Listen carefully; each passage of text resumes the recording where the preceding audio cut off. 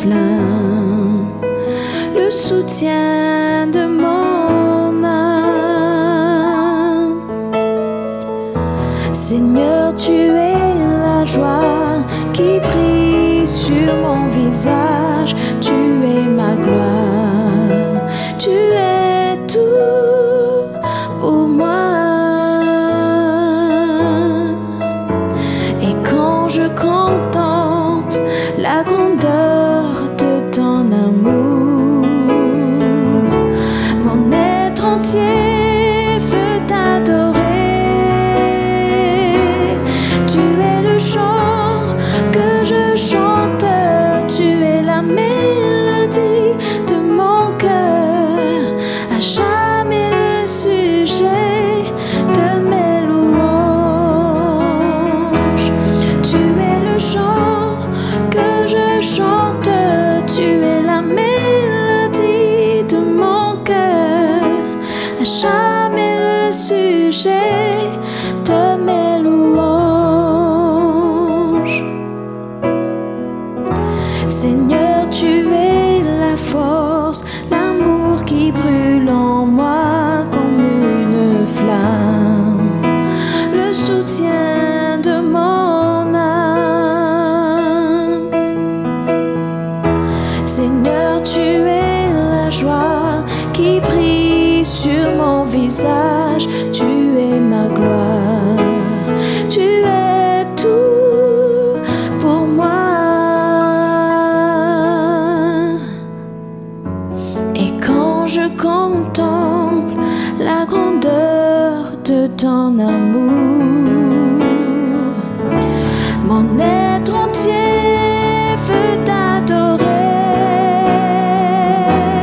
Tu es le chant que je chante, tu es la mélodie de mon cœur, à jamais le sujet de mes louanges. Tu es le chant que je chante, tu es la mélodie de mon cœur, à jamais le sujet de mes louanges.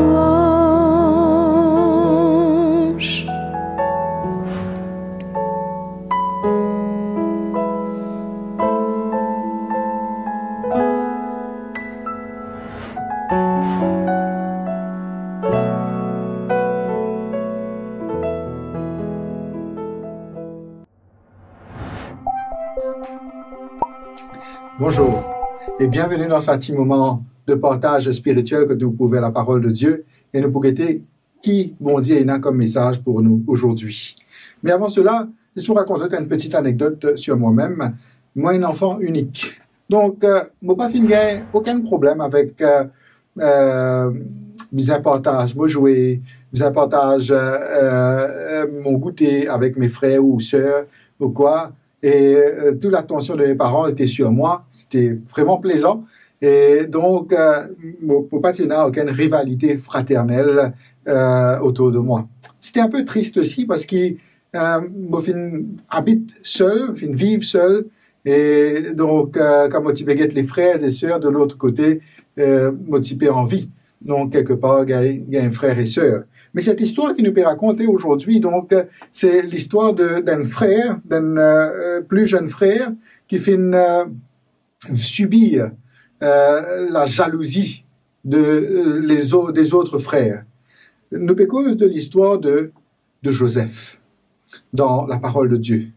L'histoire de Joseph commence à partir de Genèse. D'ailleurs, notre histoire donc commence à partir de Genèse chapitre 37 et nous capables trouve toute son histoire jusqu'à la fin de Genèse, mais nous pourrons intéresser nous jusqu'à Genèse 41.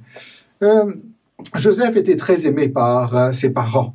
Il était le préféré, l'enfant préféré, le dernier, avant qu'il ce dernier frère né bien après, mais il était le dernier pour le moment. Et donc, il était bien aimé, même ce papa, il fait un palto l'arc-en-ciel. Nous connaissons justement Joseph par sa histoire-là, l'histoire du palto l'arc-en-ciel. Et donc, pardon. Et donc, les frères de Joseph, je pour zalouli. Je pour tellement zalouli, qu'un jour, je pour vendre Joseph en esclavage. Nous trouvons l'histoire de Joseph qui vient en esclavage, donc dans ce même texte qui m'a fait dire dans Genèse là, et nous trouvons qu'à chaque instant de sa vie, donc Joseph pour faire une expérience extraordinaire.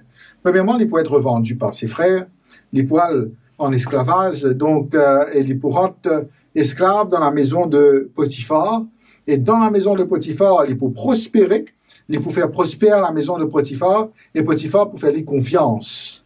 Mais malheureusement, il peut y avoir un problème avec la femme de Potiphar. La femme de Potiphar peut essayer de séduire lui. Et donc, puisque la femme peut essayer de séduire lui, il n'est pas pour accepter. Il n'est pas pour accepter. Donc, la femme peut accuser lui de viol et d'agression. Et Potiphar peut bien mettre lui en prison.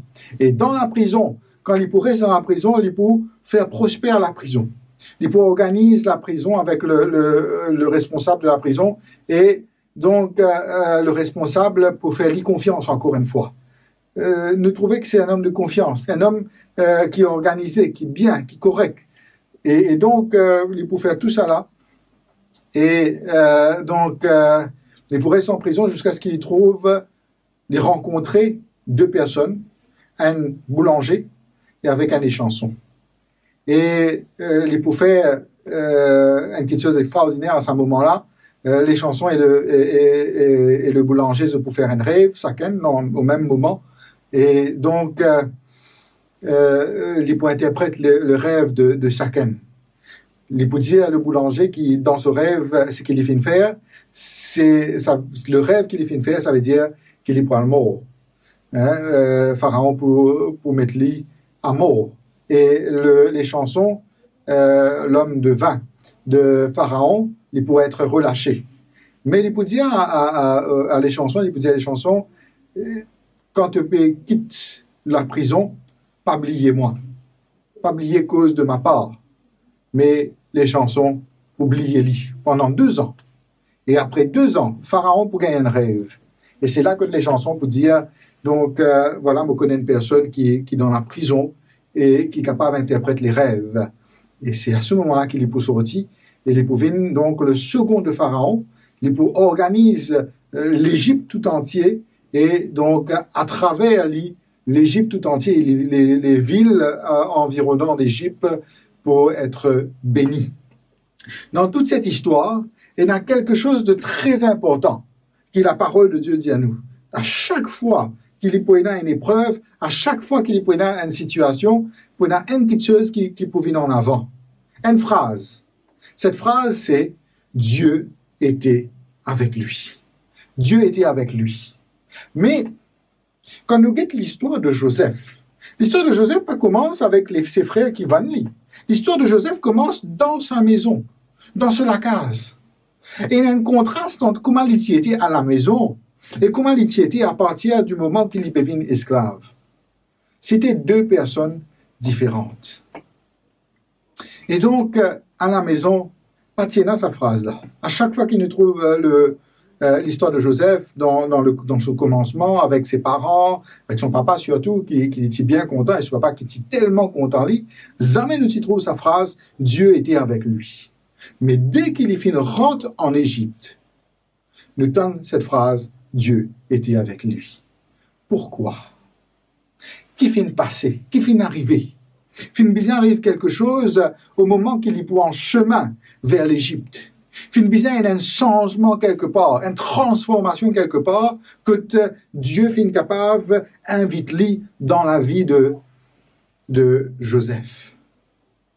Et nous parlons justement ce qui finit arrivé avec ce qui la sœur Ellen White dit à nous dans le livre Patriarches et prophètes, le chapitre 20, qui a pour titre justement le titre de notre méditation d'aujourd'hui, Joseph en Égypte. Patriarches et prophètes, chapitre 20, Joseph en Égypte, à partir du premier paragraphe. Nous y allons pour eux. Tandis que la caravane qui emmène Joseph s'avance vers le sud dans la direction de l'Égypte, De jeunes captifs discernent dans le lointain les collines où sont dressées les tentes de son père. À la pensée de la solitude et de l'affliction de cet être chéri, des flots de larmes amères inondent son visage. Puis la scène atroce de Dothan repasse devant lui. Il revoit les regards haineux de ses frères. Il entend les paroles ironiques et insultantes qui ont accueilli ses cris désespérés. La pensée de l'avenir le fait frémir. Quel changement dans sa vie! De fils tendrement aimé, il va devenir un esclave dédaigné et méprisé. Seul et sans amis, quel va être son sort dans le pays étranger où on l'entraîne? Et Joseph s'abandonne tout entier à sa douleur et à son épouvante. Effectivement, quand nous lisons cette partie de la description d'Ellen White par rapport à l'histoire de Joseph, nous comprenons parfaitement. Parce que Joseph, à ce moment-là, il finit comprendre qu'il est mort pour son papa, il est mort pour sa famille, il est mort pour le pays que il grandit. Et là, c'est une nouvelle vie qui peut commencer. Pas une la vie comme elle vit, pas une la vie en prince de la maison, pas une la vie que il finit gagne toutes choses, mais une la vie que pour n'a que souffrance, pour n'a que douleur, une la vie que il pas pour appartenir à lui-même, il pour l'homme, l'esclave de quelqu'un d'autre. Et surtout, il n'est pas pour retrouver ses proches. Il n'est pas pour retrouver ce papa tellement aimé. Et ça blesse sur les cœurs, fait-lui pleurer, fait-lui dire mal. Et nous comprenons sa souffrance-là. Nous comprenons parfaitement cette souffrance. Parce que nous aussi, nous faisons passe par là. Il arrive à une circonstance dans notre vie que nous aussi, nous faisons trouver qui aujourd'hui pas pour pareil comme hier. Ce qui nous fait vivre, comme on nous dit dans la langue française, il y a un avant et il y a un après. Et justement, c'est ce que Joseph peut vivre à ce moment-là. Mais dans l'histoire qu'Ellen White pour raconter nous, il y a un mais. Et justement, voilà, l'autre paragraphe commence avec ce mais, il dit « Mais dans sa bonté, Dieu allait faire concourir à son bonheur cette lamentable épreuve. L'affection si tendre et si ardente de son père, poussée jusqu'à la partialité et la faiblesse, cette préférence imprudente qui avait hérité ses frères et les avait poussés à l'acte cruel, qui le séparait de la maison paternelle, avait influé défavorablement sur son caractère. C'était pas une personne qui a un bon caractère, ce que nous comprenons. Il connaît qu'il est gâté, et je connais comment les enfants gâtés capables étaient. Et il était comme ça même dans la maison de son papa. Mais c'est pas ce caractère qui les amène en Égypte. Guette bien ce changement. Certains des fois avaient été encouragés, dont il devait maintenant se corriger.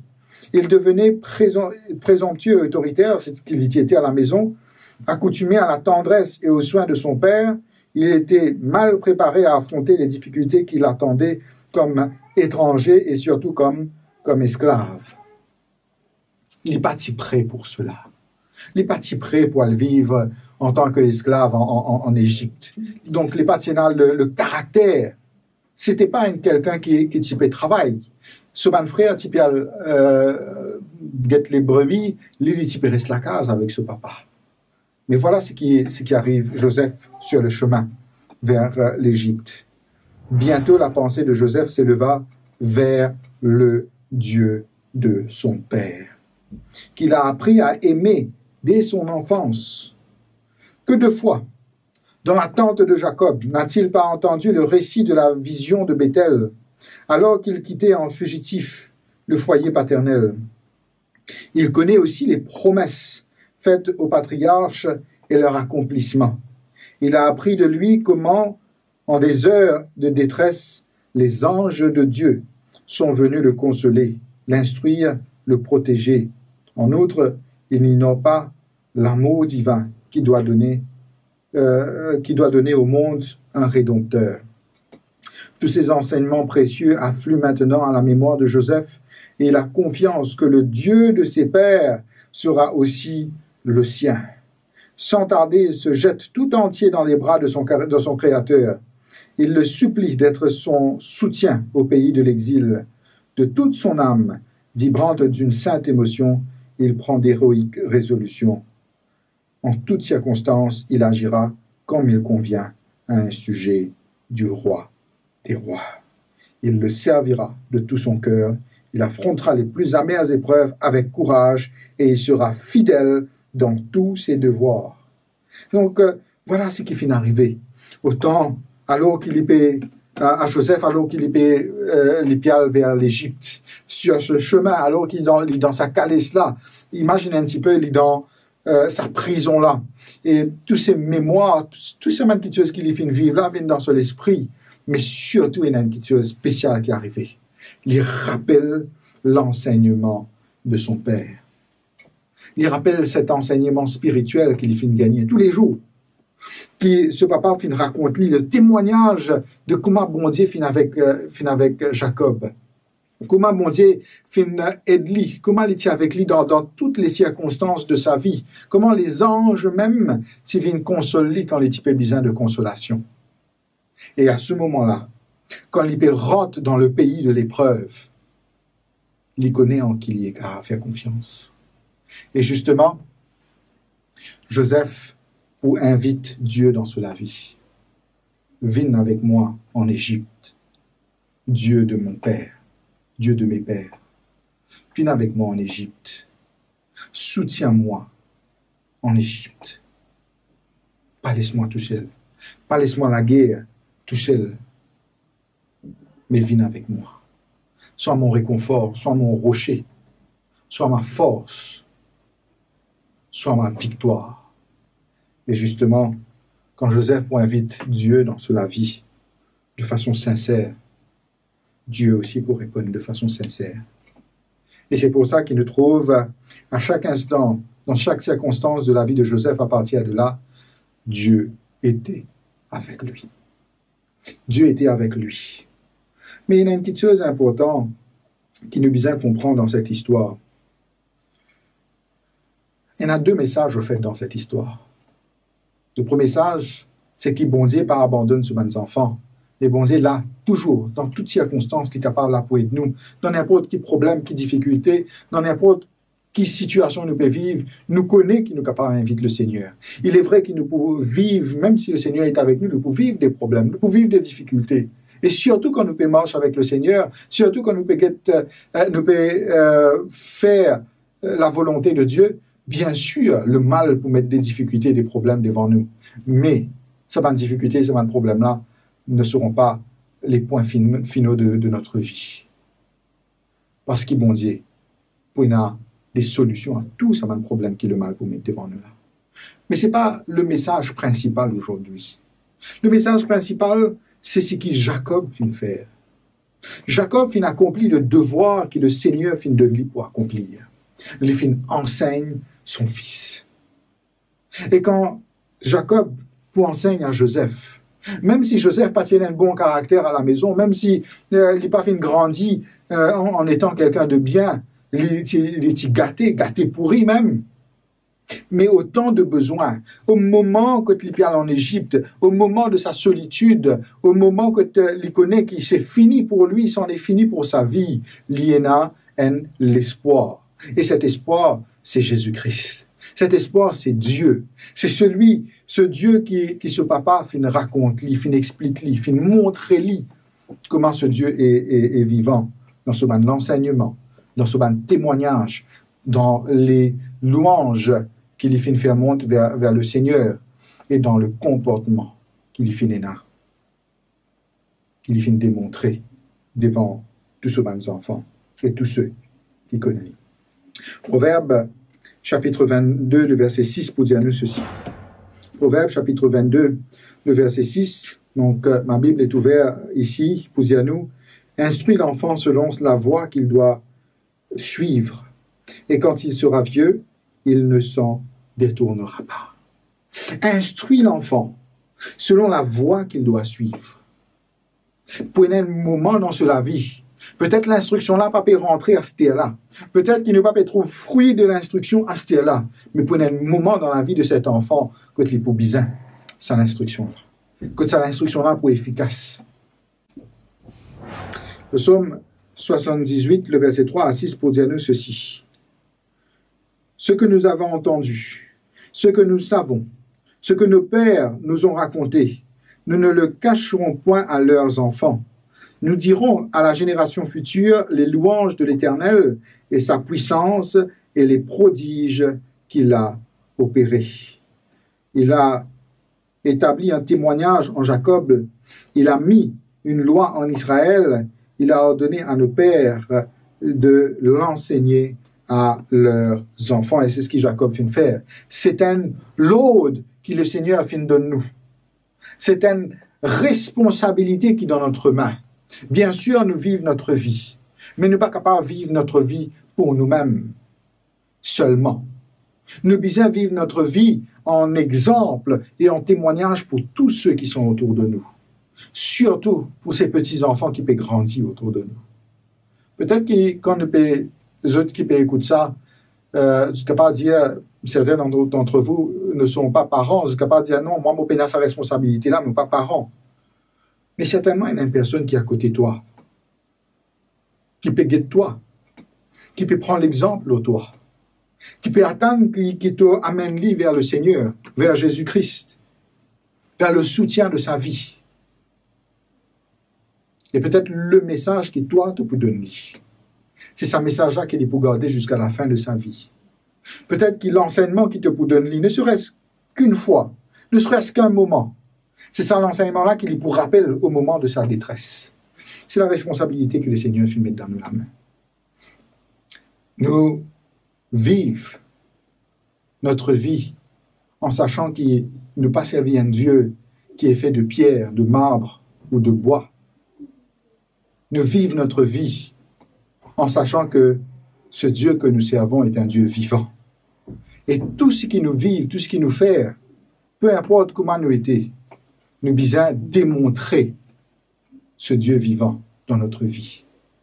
C'est ça la responsabilité que le Seigneur fait de nous. À travers notre bouche, à travers notre exemple, à travers les louanges, à travers toute notre vie tout entière. Mais surtout la famille, bon Dieu fait de nous une responsabilité, une autre responsabilité encore, qui nous capable dans la maison, enseigne nos bons enfants. Qui nous capable dans ce moment familial, parle du Seigneur. Parfois, nous avons tendance pour guetter les mauvais côtés de la vie. Aïe, ceci, aïe, cela, guette problème ici, guette problème là-bas. Et quand nous causons, nous pas imaginer qu'il nous peut cause devant les enfants. Et les enfants, quand je pétonne toutes les mauvaises choses que les parents peuvent dire, je peux assimiler. Et je peux mettre tout cela dans votre esprit, dans votre pensée. Et je n'ai que de la négativité en grandissant.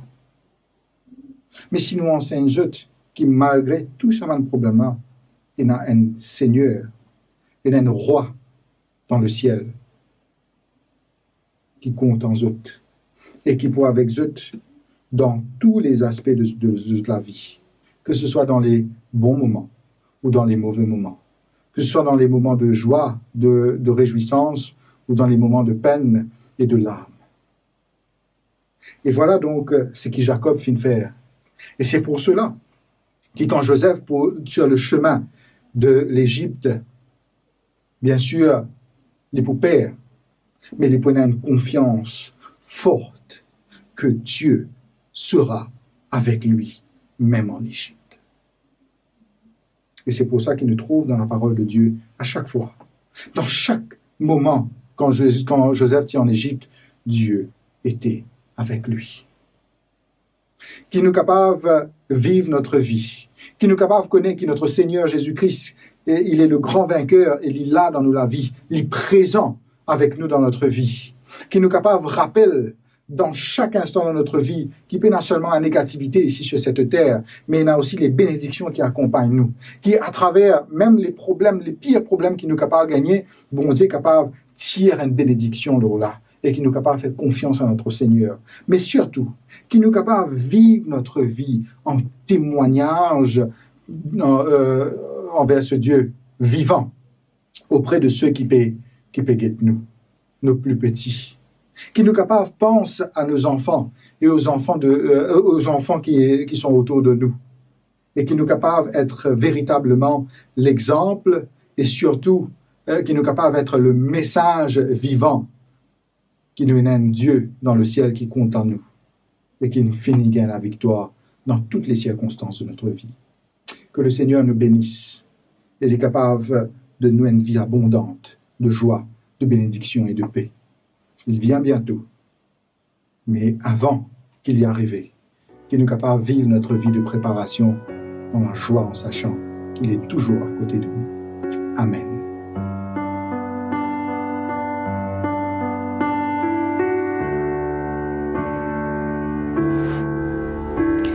You gave me hope, you made me whole at the cross.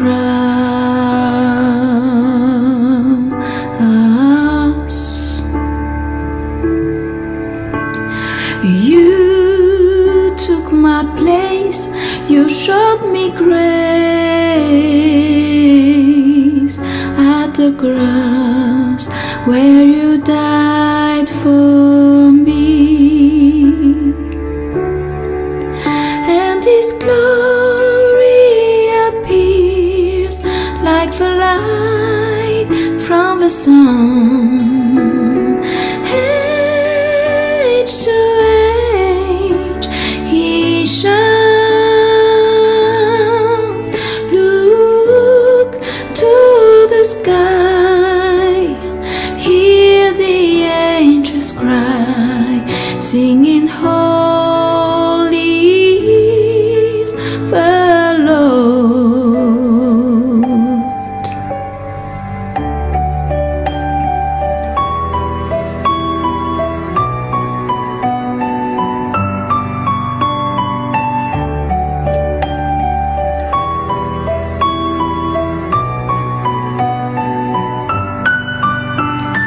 You gave me hope, you made me whole at the cross.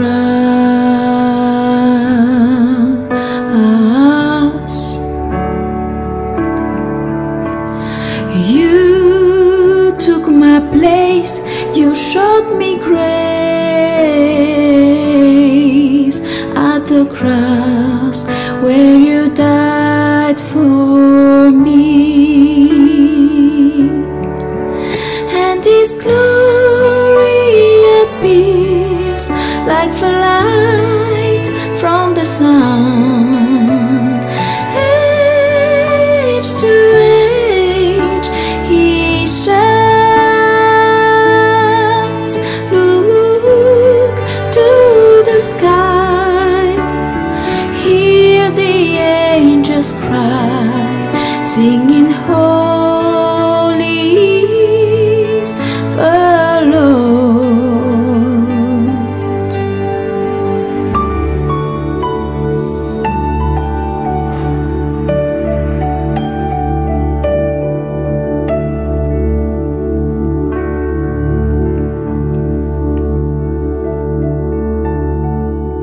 Papa qui est dans le ciel, nous remercions toi pour l'occasion qui te fait de nous d'étudier ta parole aujourd'hui et d'avoir une leçon par rapport à cela.